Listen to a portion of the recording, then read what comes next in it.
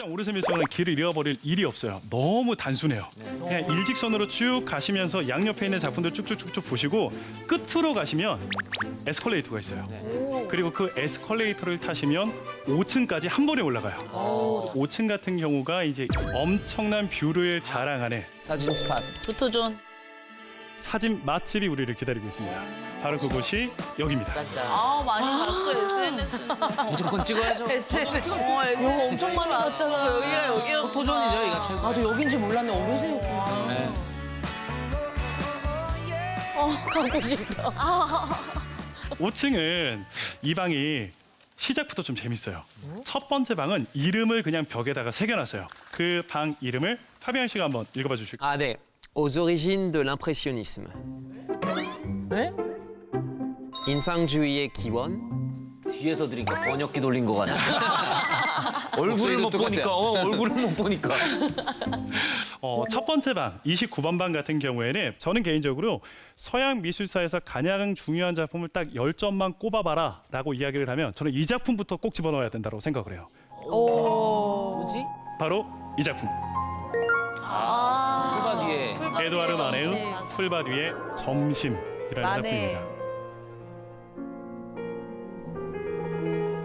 이 작품은 현대미술의 시작을 알리는 작품이다라고 평가를 받고 있어요.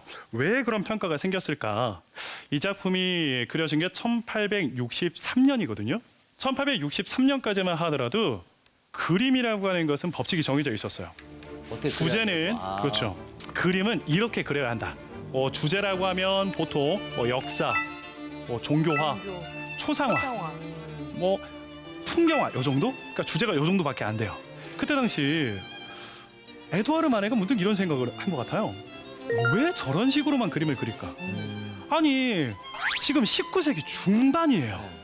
산업혁명이 발발하고 난 이후로 기차 다닐 동력 때니까. 산업이 그렇죠. 네. 마구마구 발전을 하더니 우리가 이용하고 있는 항공기, 자동차, 기차 다 이때 다 나왔어요. 그때 나온 거예요. 가로등이 만들어지면서 인간이 어둠을 정복해버린 것도 19세기입니다. 자고 일어나면 눈이 뒤집어질 만큼이나 세상이 빠르게 변하고 있어요. 예술도 다 변합니다. 소설도 변했고요. 음악도 바뀌었고. 그림만 안 바뀐 거야. 그렇죠. 유일하게 변하지 않는 예술이 바로 미술이었어요. 여전히 화가들은 그 아카데미즘에 얽매여서 그 관전에서 상을 받기 위해서 똑같은 그림만 그리고 있는 겁니다. 언제까지 저런 그림만 그리겠단 말인가? 나는 더 이상 미술이 문학의 시녀 노릇을 하는 것은 지켜보지 않겠다. 과거와는 다른 새로운 그림을 그리겠다라는 선포와도 같은 생각으로 그렸던 그림이 바로 이 그림입니다. 야. 참고로 이 작품은 살롱전에 출품을 했어요. 근데 바로 광탈합니다. 바로 떨어졌어요. 그런데 이때가 조금 이슈가 되는 해였어요. 심사위원들이 너무 이렇게 칼같이 심사를 했나 봐요. 화가들이 너무 많이 떨어지다 보니까 야 세상이 이렇게 변하는데 미술도 변해야 되지 않느냐라고 화가들이 좀 약간 단체 시위 같은 시위를 좀 하다 보니 당시 황제였던 나폴레옹 3세가 안 되겠다. 불만들이 너무 많으니까 떨어진 화가들만 따로 모아서 전시회를 좀 열어주자. 일종의 낙선전을 열어준 거예요. 어머. 그때 걸렸던 작품이었어요. 자 그럼 뭐가 다르냐 이걸 확인을 하셔야 되잖아요. 여러분들 1863년 이전까지만 하더라도 누드화는 무조건 여신만 그릴 수 있었습니다. 여신이 아니면 그림 속에서 절대 살아있는 여자는 옷을 벗고 등장하면 안 돼요. 이건 그냥 법칙이라고 생각하시면 돼요. 상상을 한번 해볼게요. 여러분들이 19세기 파리에서 살고 계시는 부르주아라고 상상을 해보세요. 살롱전에 놀러를 간 겁니다. 정확하게는 낙선전에 놀러를 가신 거예요. 딱 들어가 보니까 올해 이슈가 되고 있다라고 하는 에드와르 마네의 풀바디의 점심이 보이네요. 그림 하단을 보니까 여자가 옷을 벗고 있어. 자, 그림 속에서 여자는 옷을 벗을 수 있다 없다? 없어요. 그럼 저건 누구다? 여신이잖아요. 그러면 저 여신이 어떤 여신인지 그림을 자세히 들여다보는데 여러분들 그림 좌측 하단을 보세요. 좀 이상해.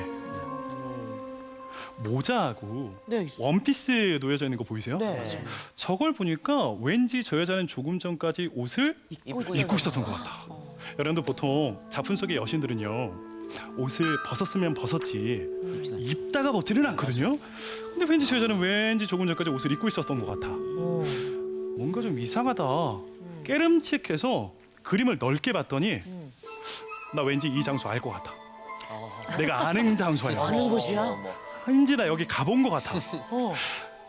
파비앙이 지금 웃음을 짓는데 이유가 있어요. 뭐지?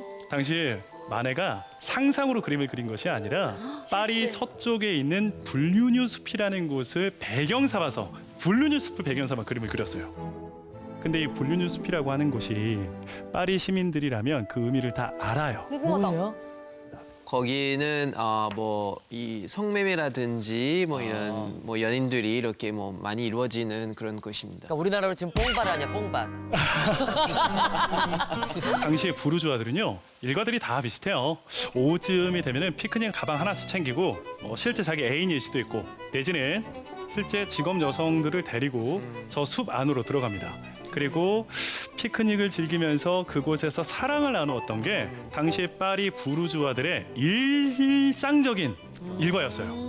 아니 그리고 실제 당시 활동하는 여인을 그려버린 거예요. 너무 충격적이었을 것 같아. 파리 시내에서 원래는 이제 모델로 활동을 하고 있었는데 당시에는 그 모델이라는 직업군 자체가 조금 애매했어요. 파리에서 살아있는 활동하는 여성을 모델 삼아 그림을 딱 그리다 보니까 당시 부르주아들 입장에서는 이런 느낌인 거예요.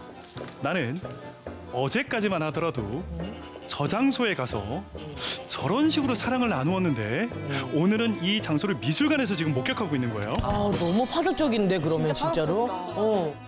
그러다 보니까 부르주아들 입장에서는요 이 그림이 싫긴 싫은데 싫은 진짜 이유를 이야기를 못해요. 못하는 거야. 그러다 보니까 어떻게 하면 돼요? 다른 핑계거리를 찾아요.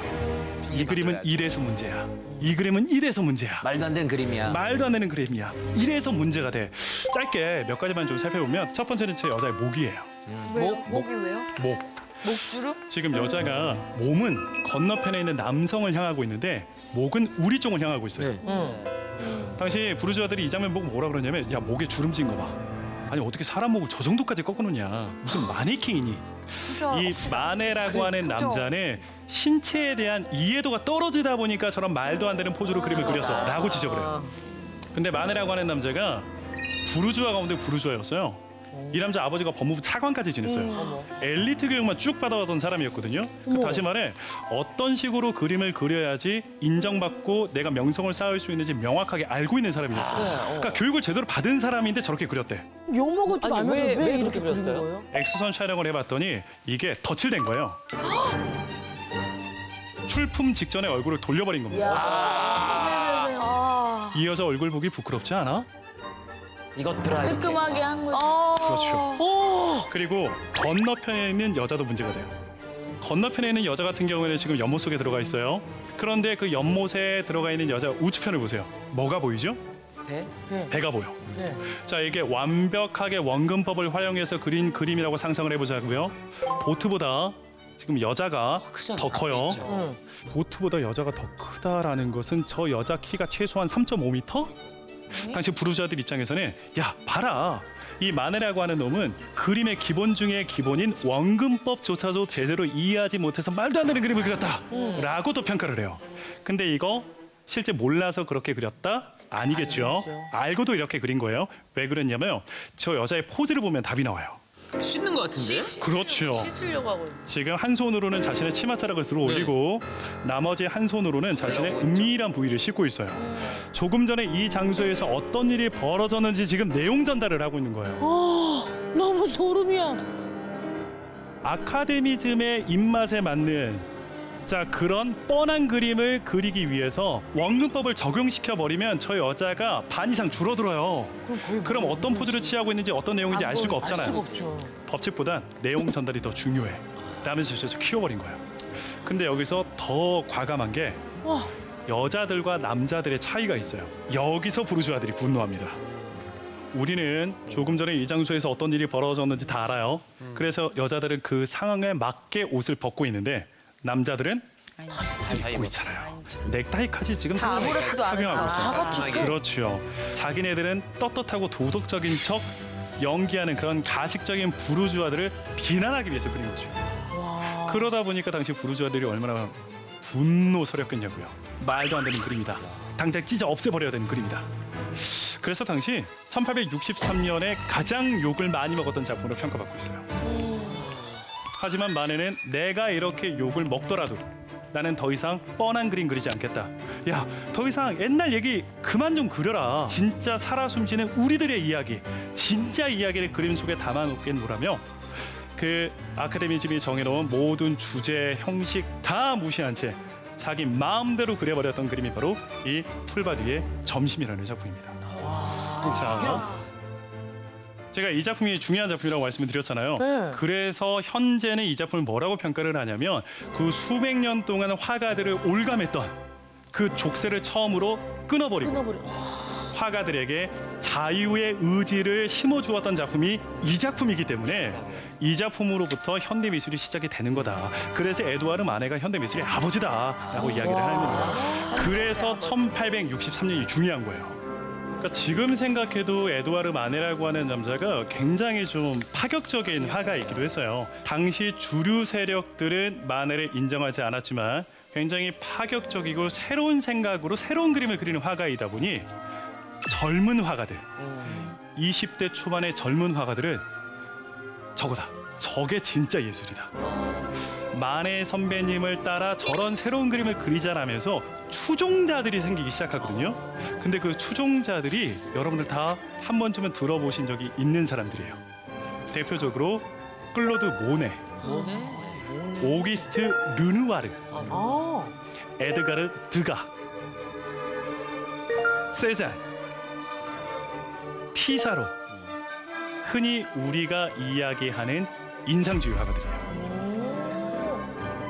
그러니까 이 후배 화가들이 마네에게 영향을 받아서 마네를 추종하는 일종의 팬클럽을 만들거든요. 이 모임의 이름이 마네파였어요. 마네파. 마네파. 그래서 에두아르 마네를 인상주의의 아버지라고도 부르는 거예요. 인상주의가 탄생할 수 있게끔 직접적인 영향을 주었기 때문에.